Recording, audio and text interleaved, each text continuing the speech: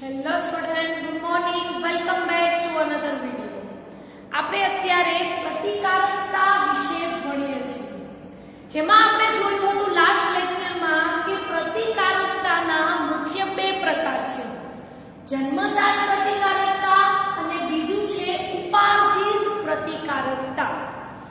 જન્મજાત પ્રતિકારકતા જે છે એના વિશે આપણે લાસ્ટ લેક્ચરમાં ભણ્યા હતા કે જે જન્મ સમયે જે પ્રતિકારકતા પેદા થાય તેને શું કહેવાય છે? જન્મજાત પ્રતિકારકતા. અને આ જન્મજાત પ્રતિકારકતા જે છે એમાં ટોટલ 4 અંતરાયો જોવા મળે છે: શારીરિક, દેહધાર્મિક, કોષાંતરીય અને કોષરસીય. આ 4 અંતરાયો જન્મજાત પ્રતિકારકતામાં જોવા મળે છે અને એ બધી ડિટેલ આપણે લાસ્ટ લેક્ચરમાં જોઈ લીધી.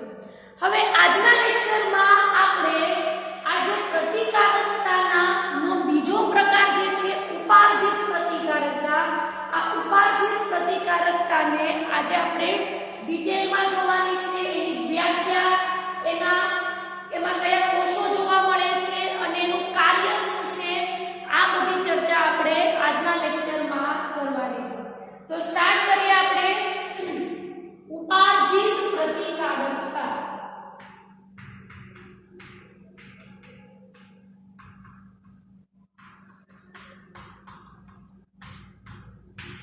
હવે આ ઉપાર્જિત પ્રતિકારકતા જે છે એક્ઝામમાં એવી રીતે ક્વેશ્ચન આવી શકે: ઉપાર્જિત પ્રતિકારકતા સમજાવો.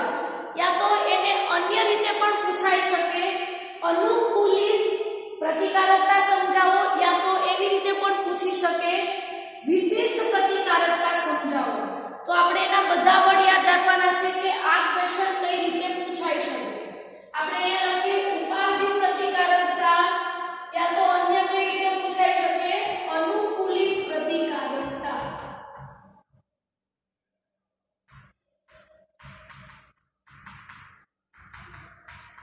યા તો ત્રીજી રીતે શું પૂછી શકે, વિશિષ્ટ પ્રતિકારકતા સમજાવો.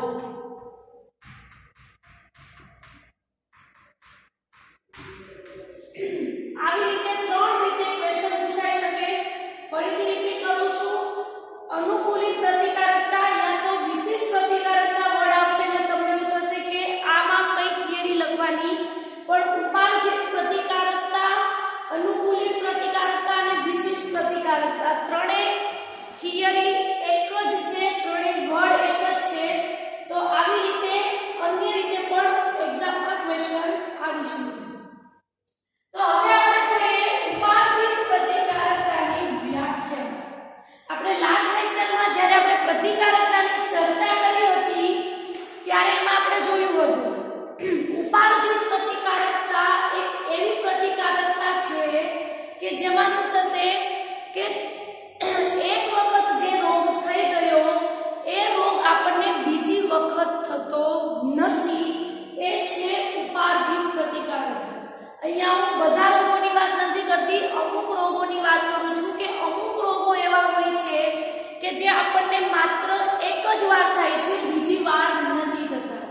એમાં મેં તમને એક્ઝામ્પલમાં આપ્યું હતું ઓરી અને અછબડા. આ બંને રોગો એવા છે કે જે આપણને એક જ વાર થાય છે, બીજી વખત નથી થતા. તો આપણે ત્યારે ઉપાર્જિત પ્રતિકારકતાની વ્યાખ્યા નથી જોઈ, તો આપણે આજે ઉપાર્જિત પ્રતિકારકતા એટલે કેવી પ્રકારની પ્રતિકારકતા છે, ઉપાર્જિત પ્રતિકારકતા એટલે શું એ જોઈએ. તો જન્મજાત પ્રતિકારકતામાં શું હતું કે એ પ્રકારની પ્રતિકારકતા જન્મ સાથે જ પેદા થાય છે. તો હવે આપણે જે જોવાનું છે ઉપાર્જિત પ્રતિકારકતા, એ જોવાનું છે જન્મ બાદ. જન્મ સાથે તો એક પ્રતિકારકતા આવી ગઈ, હવે જન્મ પછી શું? તો જન્મ પછી કોઈ પણ પ્રાણીઓ હોય એ પ્રાણીઓના જન્મ બાદ પોતાના આખા જીવનકાળ દરમિયાન જે પણ કોઈ રોગો થાય એ રોગોની સામે એનું શરીર જેટલી પ્રતિકારકતા આપે એને ઉપાર્જિત પ્રતિકારકતા તરીકે ઓળખવામાં આવે છે. શું કહેવાય છે? આપણે અહીંયા લખીએ પછી ફરીથી સમજીએ વ્યાખ્યા. કોઈ પણ પ્રાણી હોય કે પ્રાણીના જન્મ બાદ એ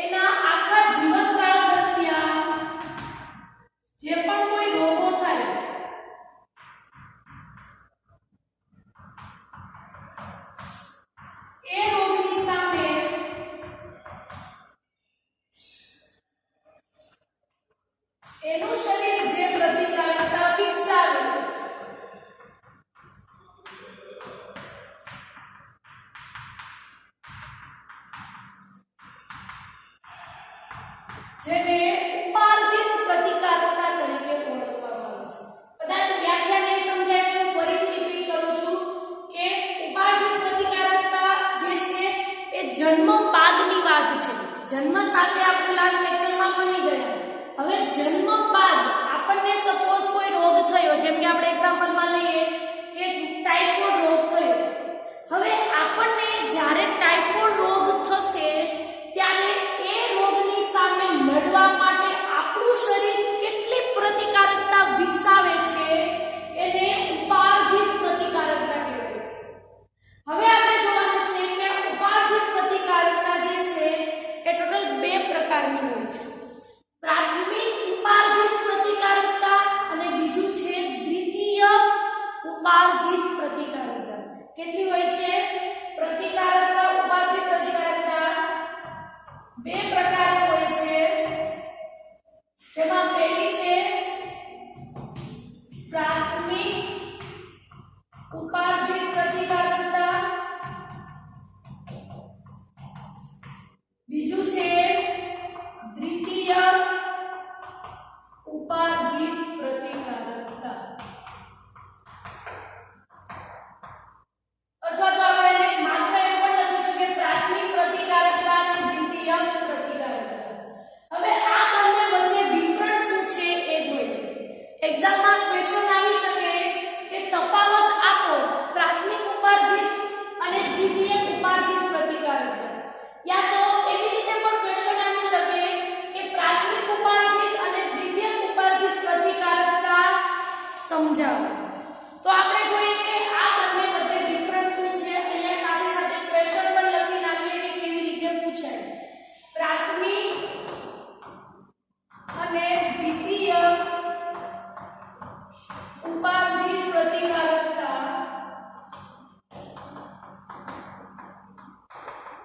શબ્દ સમજાવો યા તો એવી રીતે આવે તફાવત આપો. બે માર્ક્સમાં ક્વેશ્ચન આવી શકે. તો આપણે જોઈએ પ્રાથમિક અને દ્વિતીય ઉપાર્જિતા બંને વચ્ચેનો મતલબ શું થાય છે. પ્રાથમિક ઉપાર્જિત પ્રતિકારકતા એક એવી પ્રતિકારકતા છે કે જેમાં આપણે એક્ઝામ્પલમાં લઈએ કે સપોઝ સાલ્મોનેલા ટાઇફી નામના બેક્ટેરિયા આપણા શરીરની અંદર પ્રથમવાર પ્રવેશ કરે છે. હવે એ બેક્ટેરિયા આપણા શરીરમાં પ્રથમવાર પ્રવેશ કરશે તો શું થશે કે હજુ આપણું શરીર એ બેક્ટેરિયા હજુ પ્રથમવાર પ્રવેશ કર્યું છે આપણા શરીરની અંદર, તો આપણા શરીરને એ બેક્ટેરિયાને ઓળખતા વાર લાગશે. એ પહેલા શું કરશે? બેક્ટેરિયાને ઓળખશે, ત્યારબાદ એની સામે લડવાનું શરૂ કરશે. પણ આપણું શરીર એ બેક્ટેરિયાની સામે જ્યારે લડવાનું શરૂ કરશે એ સમયે એ પેથોજન્સ જે છે એને એનું પોતાનું જીવનચક્ર આપણા શરીરની અંદર પૂર્ણ પણ કરી દીધું હોય છે અને આપણને એ રોગનો લક્ષણો પણ દેખાવા માંડે છે. શું કામે? કારણ કે આપણા શરીરને એ પેથોજન્સને ઓળખતા પ્રથમવાર પ્રવેશ કરે ત્યારની વાત કરું છું કે પ્રથમવાર પ્રવેશ કરશે ત્યારે આપણા શરીરને એ પેથોજન્સને ઓળખતા વાર લાગશે. પહેલા ઓળખશે પછી એની સામે લડશે. પણ એ સમયે આપણને રોગ જે છે એ મોટા ભાગે થઈ ચૂક્યો હોય છે. તો આપણે જોઈએ પ્રાથમિક ઉપાર્જિત પ્રતિકારકતામાં આપણે શું લખી શકીએ કે શરીરમાં એક સેકન્ડ શરીર જે છે એ કોઈ પણ રોગકારકતાના પ્રથમ વખત સંપર્કમાં આવે, કોઈ પણ રોગકારકતાના સંપર્કમાં આવે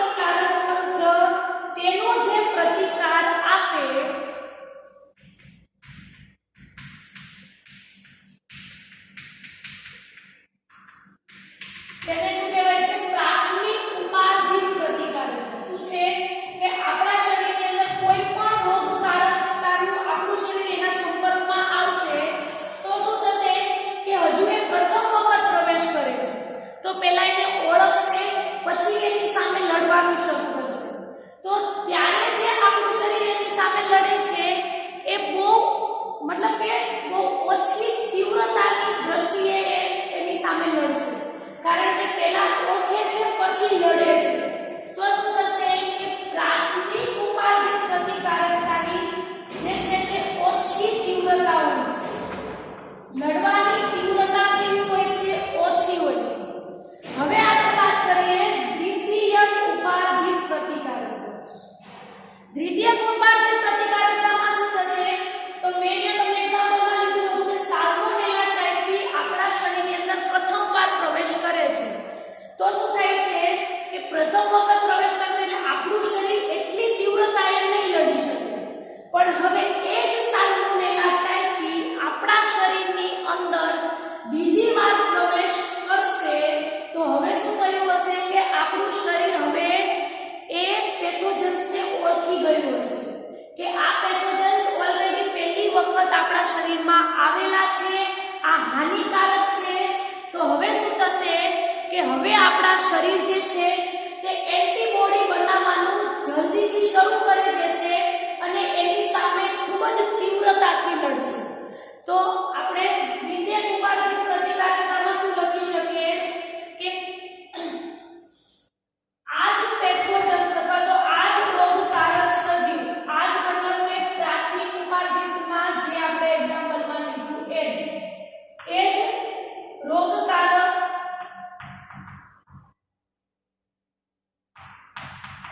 જ રોગકારક સજીવ જ્યારે બીજી વખત શરીરમાં પ્રવેશ કરે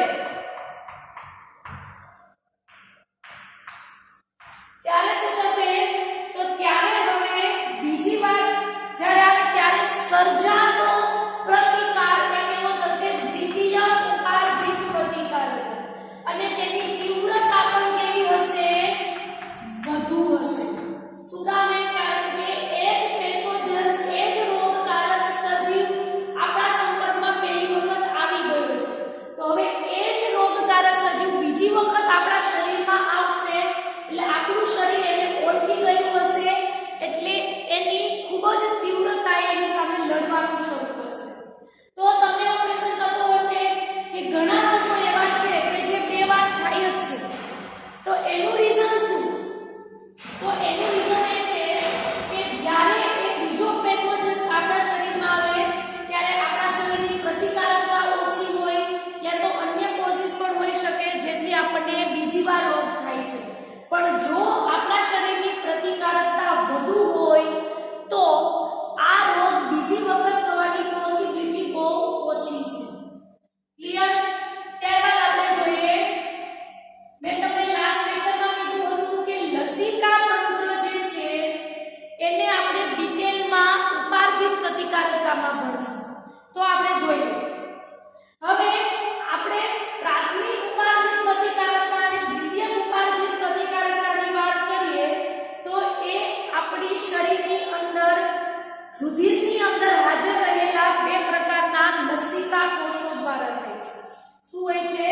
પ્રાથમિક અને દ્વિતીયક ઉપાર્જિત પ્રતિકારકતા જે છે એ આપણા શરીરની અંદર જે રુધિર આવેલું છે એ રુધિરમાં જે લસિકા કોષો આવેલા છે આ લસિકા કોષો દ્વારા પ્રાથમિક અને દ્વિતીયક ઉપાર્જિત પ્રતિકારકતા જે છે એ થાય છે. હવે અહીંયા રુધિરમાં શબ્દ એટલે વાપર્યો છે, આપણે 11મા ધોરણનું 18મું ચેપ્ટર યાદ કરો જેમાં આપણે રુધિર વિશે ભણ્યા હતા. જેમાં શું હતું? રુધિર જે છે એ ટોટલ બે ભાગમાં વિભાજિત છે, રુધિર રસ અને બીજું છે રુધિર કોષો. હવે જે રુધિર કોષો છે એ આરબીસી, ડબલ્યુબીસી અને ત્રાકકણો એનો સમાવેશ થાય છે. હવે શ્વેત કણો જે છે એના ફરી બે પ્રકાર પડે છે, કણિકામય, કણિકાવિહીન. કણિકાવિહીનના ફરી બે પ્રકાર પડે છે, લિમ્ફોસાઇટ્સ જેને આપણે લસિકા કોષો કહીએ છીએ અને બીજું છે મોનોસાઇટ્સ. આ મેં તમને લાસ્ટ લેક્ચરમાં ચાર્ટ લખાવેલો છે. તો એટલા માટે અહીંયા રુધિરમાં આવેલા લસિકા કોષો લખેલું છે કારણ કે લસિકા કોષો રુધિરની અંદર આવેલા છે. હવે શું થશે? તો આ લસિકા કોષો જે છે એ ટોટલ બે કોષો દ્વારા બનેલા છે. લસિકા કોષો બે પ્રકારના કોષો ધરાવે છે. કયા કયા? તેમાં પહેલું છે બી લસિકા કોષો અને બીજું છે ટી લસિકા કોષો. ભૂલાવવા જોઈએ, લસિકા કોષોમાં બે પ્રકારના કોષો હોય છે, બી લસિકા કોષો અને બીજું છે ટી લસિકા કોષો. હવે જોઈએ કે આ બી લસિકા કોષો અને ટી લસિકા કોષો બંનેનું કાર્ય શું છે. અને અહીંયા હજુ એક 2 માર્ક્સમાં ક્વેશ્ચન આવી શકે કે લસિકા કોષોનું કાર્ય લખો અથવા તો લસિકા કોષો સમજાવો. તો આપણે લખીએ બી લસિકા કોષો. હવે બી લસિકા કોષો જે છે એ શું કરશે? તો બી લસિકા કોષો જ્યારે રોગકારકની સામે પ્રતિકાર આપવાનો હોય ત્યારે એક પ્રોટીનનું સૈન્ય સર્જે છે. શું સર્જે છે? કે આપણે અહીંયા સપોઝ લીધું એક્ઝામ્પલમાં કે દ્વિતીય ઉપાર્જિત પ્રતિકારકતા જે છે, આ દ્વિતીય ઉપાર્જિત પ્રતિકારકતામાં શું થાય છે કે એ પેથોજન્સ બીજી વખત આપણા શરીરમાં પ્રવેશ કરે છે. તો બીજી વખત પ્રવેશ કરશે એટલે શું થશે કે આપણા શરીરના જે બી લસિકા કોષો છે એ પ્રોટીનનું સૈન્ય સર્જવા માંડશે. શું કામે સર્જશે પ્રોટીનનું સૈન્ય? કારણ કે એને આ રોગકારક સજીવની સામે લડવાનું છે, એની સામે પ્રતિકાર આપવાનો છે. તો બી લસિકા કોષો શું કરશે? રોગકારક સજીવની સામે લડવા માટે પ્રોટીન સૈન્ય સર્જે છે.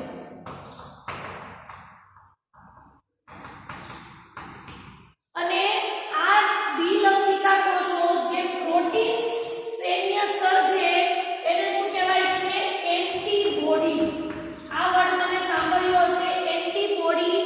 જે એન્ટીજન એટલે કે જે પેથોજન્સ છે જે આપણા શરીર માટે હાનિકારક છે એની સામે લડવાનું શરૂ કરશે.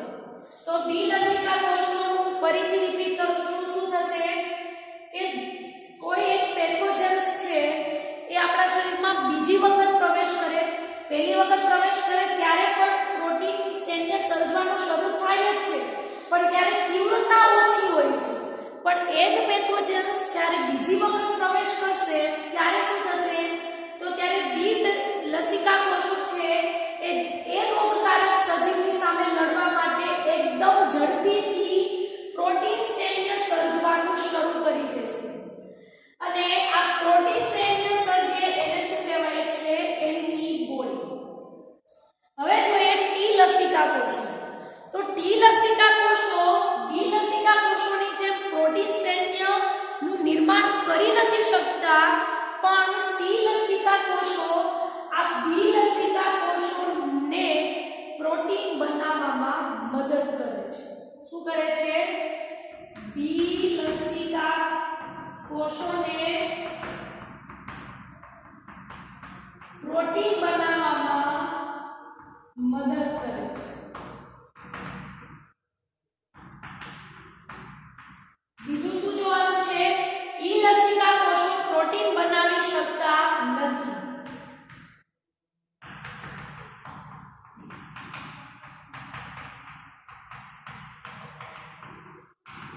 પ્રોટીન બનાવી શકતા નથી. હવે અહીંયાથી એમસીક્યુ નીકળી શકે છે, યાદ રાખજો. એવી રીતે પૂછે નીચેના પૈકી કયા કોષો પ્રોટીન સર્જી શકે છે? તો એમાં આન્સર આવશે બી લસિકા કોષો. અને એવી રીતે પૂછાય તો કે ટી લસિકા કોષોનું નીચેના પૈકી કયું કાર્ય છે? તો યાદ રાખજો એવું પણ આવશે કે પ્રોટીનનું નિર્માણ કરવાનું, બી કોષોને મદદ કરવાનું. તો એમાં આન્સર આવશે બી લસિકા કોષોને પ્રોટીન બનાવવામાં મદદ કરવાનું. તો અહીંયા સુધી વિડિયો પોઝ કરું છું લખવા માટે. હજુ આપણે ઉપાર્જિત પ્રતિકારકતા અધૂરી છે. હજુ આપણે એન્ટીબોડી નું સ્ટ્રક્ચર જોવાનું છે, એમાં શું આવેલું છે, કેટલા પ્રકારના એન્ટીબોડી હોય છે એ બધું આપણે જોવાનું છે. તો પોઝ કરું છું, પછી આપણે કન્ટિન્યુ કરીએ.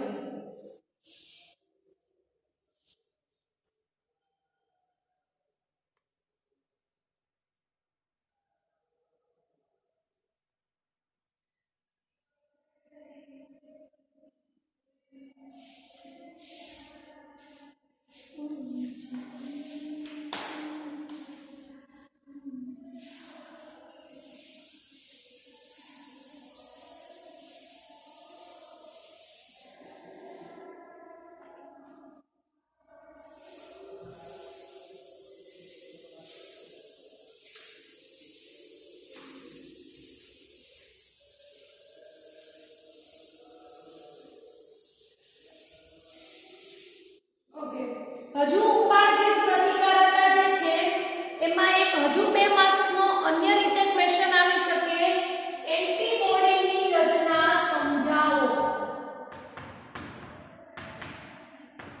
એન્ટીબોડીની સંરચના સમજાવો આ ક્વેશ્ચન પણ 2 માર્ક્સમાં પૂછી શકે એટલે ઉપાર્જિત પ્રતિકારકતા સરખી પ્રિપેર કરજો કારણ કે એ આખો ક્વેશ્ચન પણ આવી શકે યા તો એમાંથી 2 માર્ક્સના 3 ક્વેશ્ચન નીકળી શકે જેમાં આપણે પહેલું જોયું પ્રાથમિક અને દ્વિતીય ઉપાર્જિત પ્રતિકારકતા એવી રીતે શબ્દ સમજાવો એવી રીતે પણ આવી શકે લસિકા કોષો સમજાવો યા તો લસિકા કોષોના કાર્યો એ પણ ક્વેશ્ચન આવી શકે અને ત્રીજું છે એન્ટીબોડીની સંરચના સમજાવો તો આ ક્વેશ્ચન પણ આવી શકે તો હવે તમને આપણે લસિકા કોષો ભણ્યા એટલે તમને ખબર પડી ગઈ હશે કે એન્ટીબોડી જે છે એ પ્રોટીનના બનેલા હોય છે હવે જોવાનું છે કે કેટલા પ્રોટીનના બનેલા હોય છે તો એન્ટીબોડી જે છે એ ટોટલ 4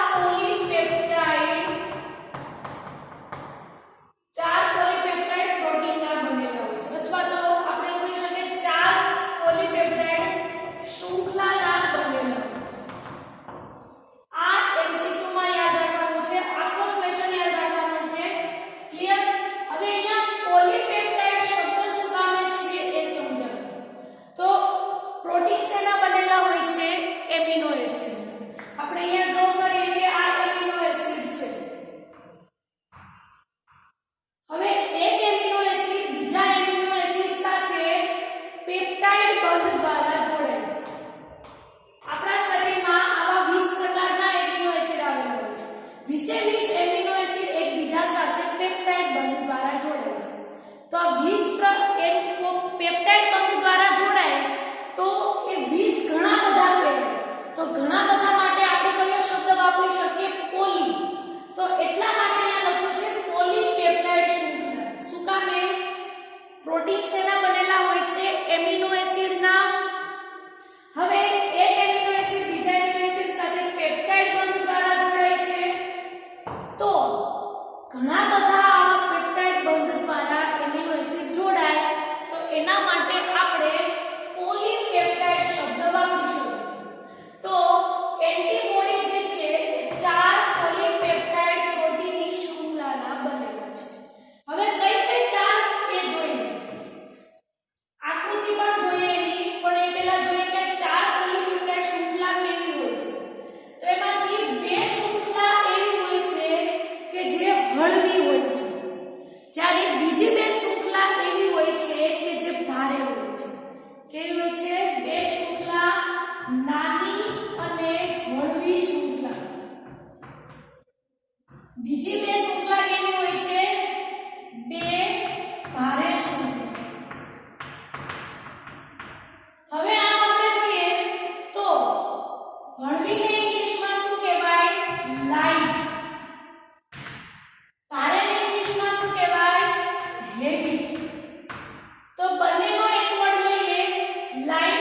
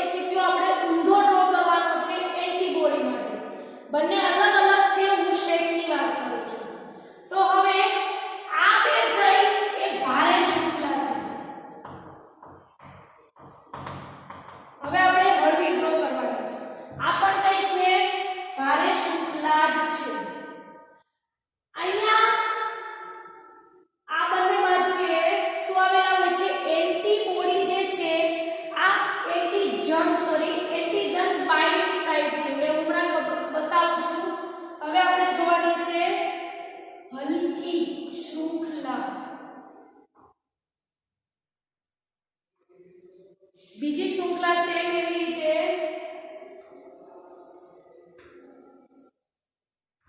આ થઈ હલકી શૃંખલા. આપણે આ જે ભારે શૃંખલા જે છે એને આપણે ડબલ રીતે આવી રીતે લખી લઈએ.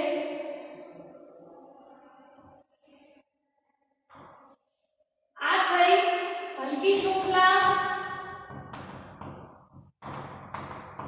આ પણ કેવી છે? હલકી શૃંખલા. હવે અહીંયા જે છે તે એન્ટીજન બાઇન્ડ થાય છે. આ બંને સાઈડ કેવી છે? Antigen bind side. અહીંયાથી એન્ટીજન આવશે અને એન્ટીબોડી અહીંયા લડવાનું શરૂ કરશે. અહીંયા એન્ટીજન જે છે તે જોડાય છે. તો આ બંને સાઈડ કેવી થશે? Antigen bind side. બંને જગ્યાએ એન્ટીજન બાઇન્ડ થશે. હવે આપણે જોવાનું છે કે હળવી શૃંખલા અને ભારે શૃંખલા બંને જો આવી રીતે હશે તો એવું પણ થાય કે ભારે શૃંખલા અને હળવી શૃંખલા બંને એકબીજાથી અલગ થઈ જાય. કારણ કે આપણે અહીંયા ડ્રો કરી તો તમને દેખાતું હશે કે હલકી અને ભારે બંને એકબીજા સાથે તમને જોડાયેલી જોવા મળતી નથી. તો હવે જોડાયેલી ના હોય તો એવું પણ બની શકે કે હળવી અને ભારે બંને શૃંખલા એકબીજાથી અલગ પણ થઈ જાય. તો આ બંને શૃંખલા અલગ ના થાય એના માટે આ હળવી અને ભારે શૃંખલા બંને એકબીજા સાથે ડાયસલ્ફાઇડ બંધ દ્વારા જોડાયેલી હોય છે. શેના દ્વારા જોડાયેલી હોય છે? ડાયસલ્ફાઇડ બંધ. તો અહીંયા આપણે બધી જગ્યાએ S એવું લખવાનું છે, સલ્ફાઇડ બંધનો સિમ્બોલ. આવી રીતે સલ્ફાઇડ બંધ દ્વારા જોડાય છે. તો આકૃતિ હું ફરીથી એક વખત ડ્રો કરાવી અને સમજાવું છું, કારણ કે એન્ટીબોડીની આકૃતિ ખૂબ જ ડ્રો કરવી અને એમસીક્યુમાં પણ જાણવી જરૂરી છે. તો પહેલા આપણે શું કરવાનું છે? ઊંધો વાય ડ્રો કરવાનો છે.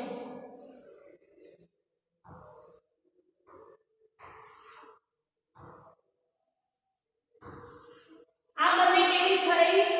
ભારે શૃંખલા. હવે આપણે ડ્રો કરવાની છે હલકી શૃંખલા. એક સેકન્ડ. આ થઈ હલકી શૃંખલા. સેમ એવી બીજી હલકી શૃંખલા. હલકી શૃંખલા. આ પણ કઈ છે? હલકી શૃંખલા. હવે એક્ઝામમાં એવી રીતે આવી શકે કે આ એ શું દર્શાવે છે? તો ભારે શૃંખલા યાદ રાખવાની છે કે જે ભારે શૃંખલા છે એ કેવી હોય છે? સળંગ હોય છે અને મોટી હોય છે. આ જે વાય આકાર જે થાય છે એ વાય આકાર કેવો થાય છે? મોટો થાય છે. અહીંયાથી સ્ટાર્ટ થાય છે શૃંખલા, અહીંયા પૂરી થાય છે. એનો મતલબ કે આ શૃંખલા મોટી છે. મોટી હશે તો એ ભારે હશે. બીજી અહીંયા ભારે શૃંખલાની વાત કરીએ તો એ પણ કેવી છે? મોટી છે. તો એ પણ ભારે હોવાની. હવે હલકી શૃંખલા જે છે એ તમને દેખાતું હશે, અહીંયા સ્ટાર્ટ થાય છે, અહીંયા પૂરી થઈ જાય છે. સેમ એવું અહીંયા સ્ટાર્ટ થાય છે, બીજી શૃંખલા અહીંયા પૂરી થઈ જાય છે. મતલબ કે નાની છે, નાની હશે એટલે હલકી હશે. તો જે શૃંખલા નાની હશે એ કેવી હોય? હલકી હશે. મોટી હશે એ ભારે હશે. એક્ઝામમાં જાણવા માટે. અને હવે આ વાળી જે સાઈડ છે ત્યાંથી શું થાય છે? એન્ટીજન બાઇન્ડ થાય છે. તો એ સાઈડને શું કહેવાશે? Antigen bind side. અને આ બંને ભારે શૃંખલા એકબીજા સાથે અને હલકી અને ભારે શૃંખલા બંને એકબીજા સાથે ડાયસલ્ફાઇડ બંધ દ્વારા જોડાય છે. શેના દ્વારા જોડાય છે? ડાયસલ્ફાઇડ બંધ દ્વારા. તો થઈ બે હલકી એટલે L2 અને બે ભારે એટલે H2L2 શૃંખલા. હવે આપણે જોવાનું છે કે આપણા શરીરની અંદર વિવિધ પ્રકારના એન્ટીબોડી સર્જાય છે. કેવા વિવિધ પ્રકારના જોઈએ આપણે?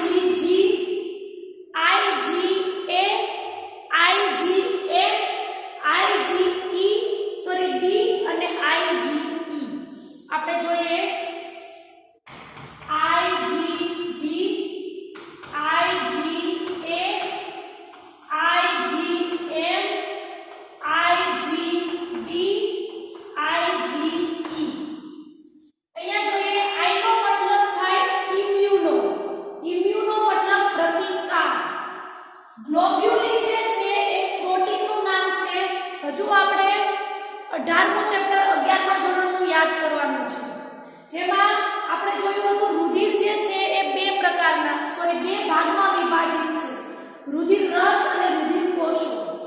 એમાંથી રુધિર રસ જે છે એમાં પાણી અને પ્રોટીન હોય છે. એમાં પ્રોટીન ટોટલ 3 પ્રકારના પ્રોટીન જોવા મળે છે, ફાઇબ્રિનોજન, આલ્બ્યુમિન અને ગ્લોબ્યુલિન. અને આ ગ્લોબ્યુલિન જે છે એ શું કરે છે, બીજા જે પેથોજન્સ આવશે એટલે કે જે આપણા શરીર માટે હાનિકારક હશે, આપણા શરીર ઉપર જ્યારે હુમલો કરે છે ત્યારે એની સામે લડે છે. તમને યાદ હોય તો એ ગ્લોબ્યુલિન પ્રોટીન જે છે એની વાત કરી છે. અને આ GAMDE આ એન્ટીબોડી જે છે એના નામ છે. તો આપણે યાદ રાખવા માટે ગામડે શું છે, યાદ રાખવા માટે ગામડે આ જે છે એ એન્ટીબોડીના નામ છે, ભૂલાય નહીં, ગામડે GAMDE. હવે આપણે ટેક્સ્ટબુકમાં ટોટલ 4 જ એન્ટીબોડીના નામ આપેલા છે. આઈ થિંક એક સેકન્ડ,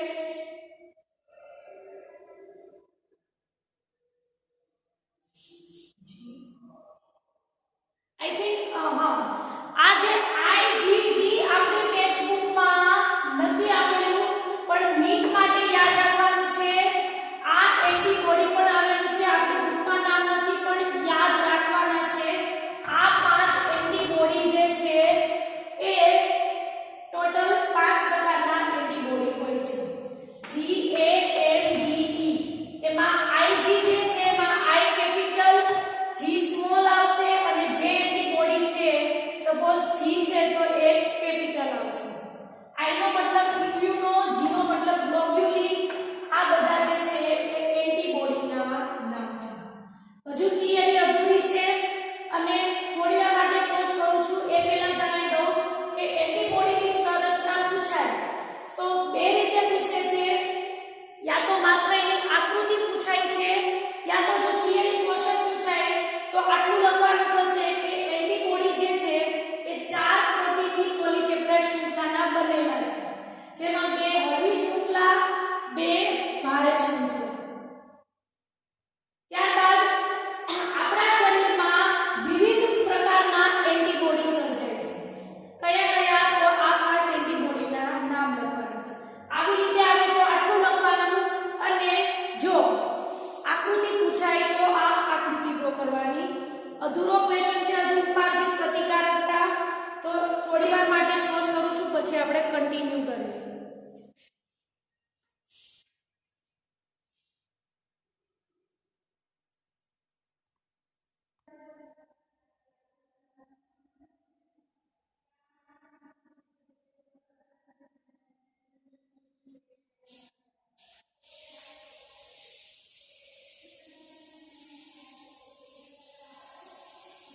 ઓકે, તો આપણે એન્ટીબોડીની સંરચના જોઈ લીધી.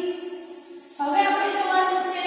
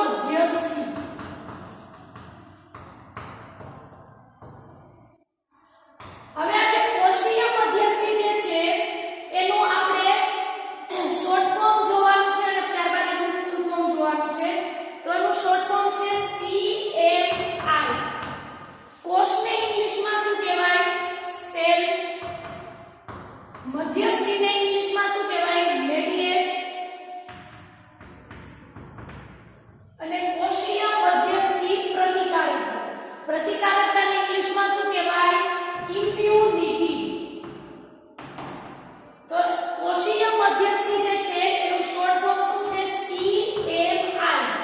MCQ માટે આ CMI નું પૂરું નામ યાદ રાખવાનું છે, સેલ મેડિએટ ઇમ્યુનિટી. હવે એમાંથી આ જે કોષીય મધ્યસ્થી જે છે એમાં ટી લસિકા કોષો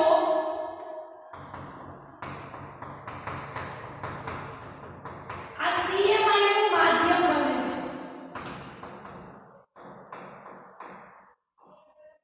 ક્લિયર? આ જે છે એ ઉપાર્જિત પ્રતિકારકતાની વાત કરી છે કે બે પ્રકારમાંની એક છે, જેમાં પહેલું છે એન્ટીબોડી મધ્યસ્થી અને બીજું છે કોષીય મધ્યસ્થી. કોષીય મધ્યસ્થી જે છે એમાં પાછું આ પણ MCQ માટે યાદ રાખવાનું છે કે ટી લસિકા કોષો CMI નું માધ્યમ બને છે. એવી રીતે ક્વેશ્ચન આવી શકે કે કોષીય મધ્યસ્થીનું માધ્યમ કોણ બને છે? યા તો સેલ મેડિએટ ઇમ્યુનિટી નું માધ્યમ કોણ બને છે? યા તો એવી રીતે પૂછી શકે CMI નું માધ્યમ કોણ બને છે? તો એનો આન્સર આવશે ટી લસિકા કોષો. શું કામ? કારણ કે ટી લસિકા કોષો પ્રોટીન બનાવે છે એટલે. હવે આમ જોઈએ તો ટી લસિકા કોષો પ્રોટીન બનાવતા નથી, પણ શું કરે છે? પ્રોટીન બનાવવામાં બી કોષોને મદદ કરે છે. તો આ થયું ટી લસિકા કોષો CMI નું માધ્યમ બનાવે છે. આપણે જોઈએ અંગ પ્રત્યારોપણ. તમે આ વર્ડ સાંભળ્યો હશે કે ઘણા લોકોમાં આંખ છે, યકૃત છે, હૃદય છે, યા તો મૂત્રપિંડ જેને આપણે કિડની કહીએ છીએ, આ બધું જે પ્રોપર કાર્ય કરતા હોય એ અંગો કાર્ય કરવાના બંધ કરી દે છે. તો હવે આ કાર્ય બંધ થઈ જતા હોવાથી, આ અંગોના કાર્ય બંધ થઈ જતા હોવાથી માત્ર એનો એક જ ઉપચાર છે અંગ પ્રત્યારોપણ. આ અંગ પ્રત્યારોપણ દ્વારા આપણે શું કરીશું કે આપણે એક્ઝામ્પલ લઈએ કે સપોઝ મારું યકૃત જે છે એ કાર્ય કરતું બંધ થઈ ગયું છે, તો હવે હું શું કરી શકું? તો હું કોઈ એ વ્યક્તિ જે છે એનું યકૃત જે છે એનું યકૃત મારા શરીરની અંદર પ્રત્યારોપણ કરવામાં આવશે. પણ હવે તમે ઘણી વખત જોયું હશે કે બધા વ્યક્તિ જે છે, સપોઝ આ મારું યકૃત ફેલ થયું છે તો હું બધા વ્યક્તિનું યકૃત ના લઈ શકું. શું કામે ના લઈ શકું? તો હવે પ્રોબ્લેમ શું થશે એ જોઈએ. તો આ એ વ્યક્તિનું યકૃત મારા શરીરની અંદર પ્રત્યારોપણ કરશે ત્યારે શું થશે? તો મારા શરીરની અંદરના જે એન્ટીબોડી છે એ એન્ટીબોડી ઓળખી જશે કે આ મારા શરીરનું યકૃત નથી, આ કોઈ બીજા શરીરનું, મતલબ કે બીજા વ્યક્તિનું યકૃત છે. તો આપણું શરીર એ એક્સેપ્ટ નહીં કરે. જેથી શું થશે? તો જેથી મારા શરીરના એન્ટીબોડી જે છે એ એની સામે પ્રતિકાર આપવાનું શરૂ કરશે, એની સામે લડવાનું શરૂ કરશે. એટલા માટે બધા વ્યક્તિનું યકૃત આપણે લઈ શકતા નથી. શું કામે? કારણ કે અન્ય વ્યક્તિનું જે યકૃત હશે એ હું જ્યારે પ્રત્યારોપણ કરીશ, એટલે કે મારા શરીરમાં જ્યારે પ્રત્યારોપણ થશે ત્યારે બીજા મારું શરીર જે છે બીજા વ્યક્તિનું યકૃતને ઓળખી જશે અને મારા શરીરના એન્ટીબોડી એ યકૃતની સામે લડવાનું શરૂ કરશે. જેથી શું થશે કે એની સામે પ્રતિકાર આપશે અને આપણા શરીરની અંદર ખલેલ પહોંચશે. તો આવી રીતે ઉપાર્જિત પ્રતિકારકતા દ્વારા આવા બધા ભેદ જે છે એ આપણું શરીર પારખી શકે છે. ક્લિયર?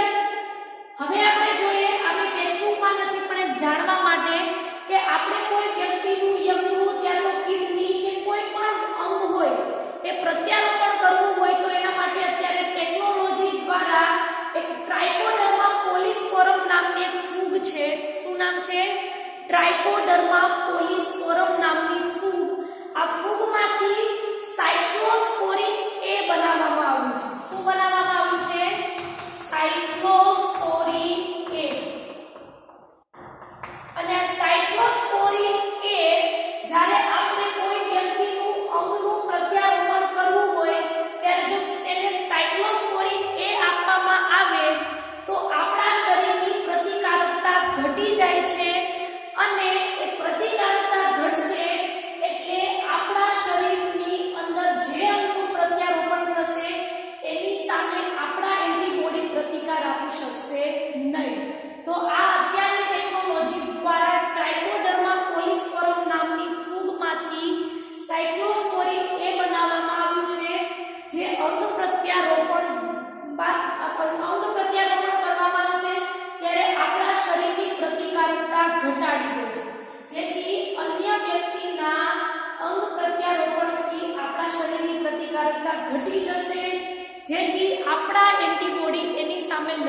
શકશે નહીં.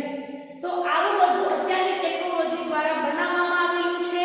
અહીંયા ઉપાર્જિત પ્રતિકારકતા જે છે એ પૂરી થાય છે. હજુ ઉપાર્જિત પ્રતિકારકતાનો મેઇન ટોપિક પૂરો થાય છે.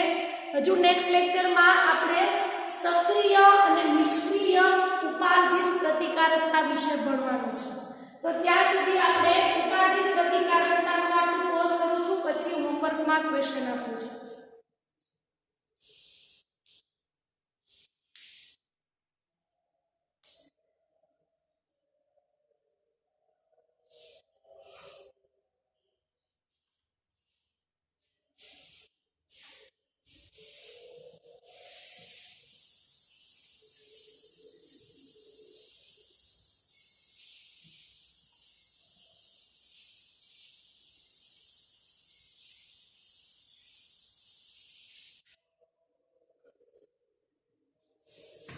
હોમવર્કમાં ક્વેશ્ચન છે ઉપાર્જિત પ્રતિકારકતાની વ્યાખ્યા,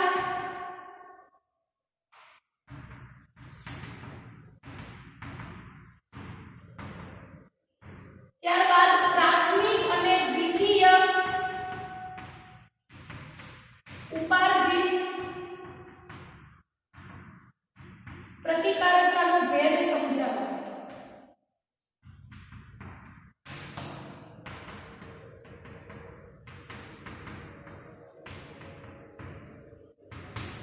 નેક્સ્ટ ક્વેશ્ચન છે લસિકા કોષો સમજાવો.